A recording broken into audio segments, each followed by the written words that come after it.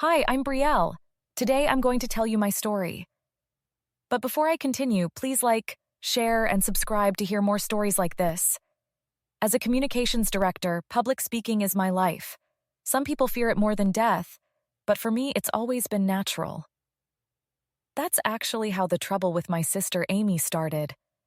Back in high school, we both entered the state speech competition. The prize was a full college scholarship. Amy spent months writing and rewriting her speech, practicing in front of mirrors, recording herself. I just outlined my key points and spoke from the heart. "You're not taking this seriously enough," Amy snapped when she caught me watching TV the night before. "This is a life-changing opportunity." The next day, I won first place. Amy came in fourth. When the judges said my authentic delivery made the difference, she stormed out. Mom and Dad couldn't stop talking about my natural gift at dinner that night. Amy didn't come down to eat. 10 years later, not much has changed. At last month's company holiday party, I watched Amy do her 5th annual introduction of new management. Her hands shook as she read from her notes. "And now," she finished stiffly, "please welcome our new regional manager." Later, as I wrapped up my keynote speech, I noticed her in the back, gripping her wine glass. A colleague stopped to praise my presentation. "That was amazing," he said. "The way you handled that technical glitch, so smooth." "She's had lots of practice being smooth," Amy cut in, walking over. "Ever since high school, right, sis?" "Amy, no, really, tell them about the scholarship competition. How you barely prepared while the rest of us worked for months. How you just—" She made air quotes. "Spoke from the heart." That was years ago. And nothing's changed. Still the golden girl. Must be nice having everything come so easily. "I still prepare, Amy. It's not just natural talent." "Right," she smiled tightly. "Like that scholarship speech you threw together last minute?" Then last week at Mom and Dad's anniversary dinner, everything got worse. I mentioned my upcoming keynote at the industry conference, the biggest event of the year. "That's wonderful," Mom beamed. "You always knew how to work a crowd, even as a kid." "I have a big presentation that week, too," Amy cut in. "To the board about quarterly projections." Dad barely looked up. "That's nice, honey. Brielle, tell us more about the conference." I watched Amy's face darken as I described the event. Over dessert, she suddenly brightened. "You know what? Let me help you prepare. I'm great with organization, and you're so busy. I could review your notes, help you practice." "Really?" Mom looked surprised. "That's unexpected." "Why?" Amy's voice had an edge. "Sisters should support each other. Besides, Brielle's natural talent combined with my attention to detail, it'll be perfect." Something in her tone made me uneasy. But looking at Mom and Dad's hopeful faces, their daughters finally collaborating, I agreed. "Great." Amy's smile didn't reach her eyes. "Send me your notes. I'll make sure everything's perfectly prepared this time." I should have remembered how she emphasized perfectly prepared all those years ago. But I was about to learn that some sibling rivalries never really die. They just wait for the perfect moment to strike. A week before the conference, Amy's help became overwhelming. She insisted on daily review sessions of my speech. "Your introduction needs work," she said during lunch, red pen hovering over my notes. "It's too casual. This isn't high school anymore." "My style works for me, Amy." "Does it? Or are you just too lazy to improve?" She smiled sweetly. "I'm only trying to help you be more professional." 2 days later, I had a practice presentation for my team. Amy somehow convinced her department head she needed to attend for cross-department collaboration. "Maybe pause longer between points," she interrupted for the 3rd time. "And those hand gestures seem rehearsed." My colleague Sarah frowned. "I think the flow is perfect as—" "Oh, but Brielle wants honest feedback, right, sis?" Amy's pen scratched across her notepad. "Remember what the scholarship judges said about authentic delivery?" After the practice, I overheard her in the break room. "I'm just worried about her," she told a group of colleagues. "She's barely prepared, nothing like her usual presentations."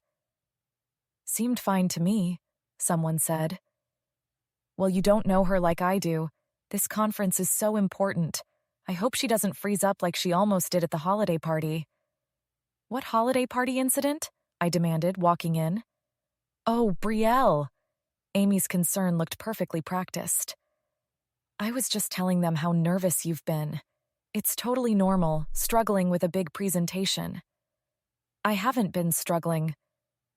There's no shame in it. She patted my arm. That's why I'm helping. We can't have another scholarship competition situation, can we? The night before the conference, Amy appeared at my office door. Final review time. Let me see the latest version. It's fine, Amy. I've got this. Mom asked me to help you, she insisted. We're all counting on this presentation being perfect. She grabbed my notebook. Let me just make a few last-minute improvements. I watched her flip through my notes, her smile growing stranger by the minute. Something felt very wrong, but I couldn't place it. All done. Get some rest. Tomorrow's a big day. Oh, and Brielle, break a leg, for real this time. I should have recognized the gleam in her eyes, should have checked my notes right then. But I was about to learn that sometimes the worst betrayals come wrapped in sisterly concern. Conference morning, 2 hours before my keynote. My notes were gone. They were right here. I emptied my briefcase again. Every folder, every pocket, nothing. The carefully prepared speech I'd reviewed with Amy last night had vanished. Sarah found me tearing through my office. Could you have left them in the conference room after yesterday's practice? No. Amy took them for final improvements last night. I grabbed my phone, calling her again, straight to voicemail. My texts showed as delivered but unread. Where are you? Have you seen my notes? Amy, this isn't funny. That's when our company CEO stopped by. Brielle, ready for the big speech? The entire industry's waiting to hear your insights on the new marketing strategy. Of course, I forced a smile. Just doing some last-minute review. Excellent. Amy was just telling me how much you've been practicing. Said you were quite nervous, actually. Not your usual confident self. My stomach dropped. When did you talk to Amy? Just now in the lobby. She seemed concerned about you. Said something about how pressure can get to anyone, even natural speakers. I ran to the lobby. No Amy. But I found Mark from IT looking worried. Hey, Brielle. Is everything okay with your presentation? Amy was just showing me some emails about major errors in your data. She what? Said she was trying to help fix them before the speech. Something about preventing public embarrassment. 45 minutes before the keynote. The conference hall was filling up. Through the glass doors of the small meeting room, I finally spotted her, sitting calmly at the table. Looking for these?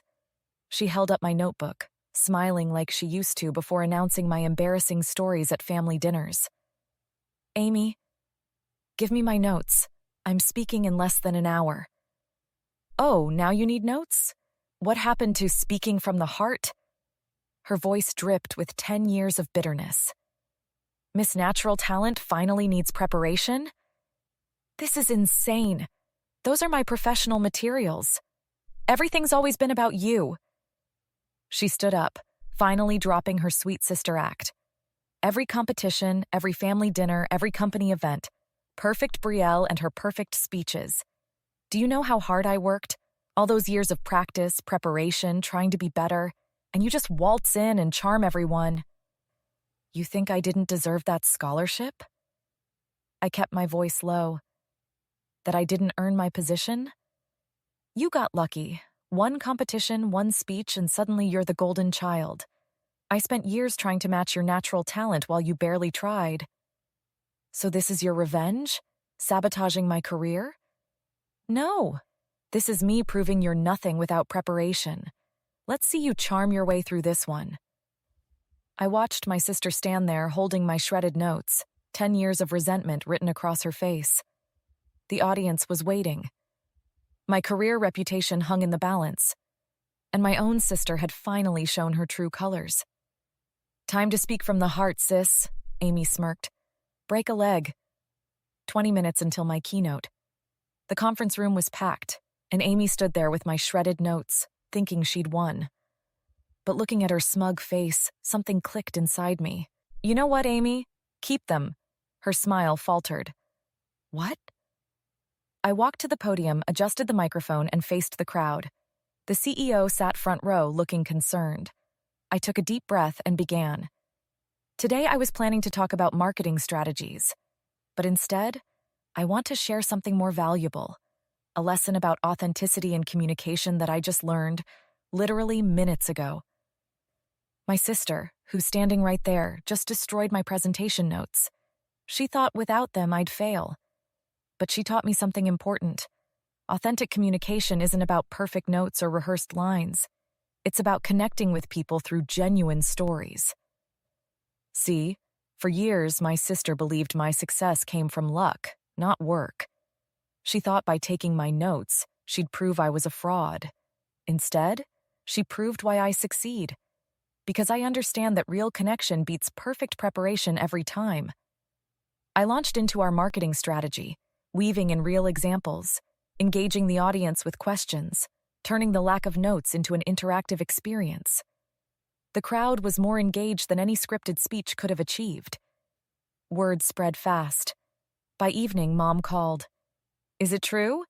Amy tried to sabotage your speech?" "It's been building for years, Mom. The scholarship was just the beginning. We never knew. We thought we were encouraging both of you." Amy faced natural consequences. Her reputation at work was shattered, not from my actions, but her own.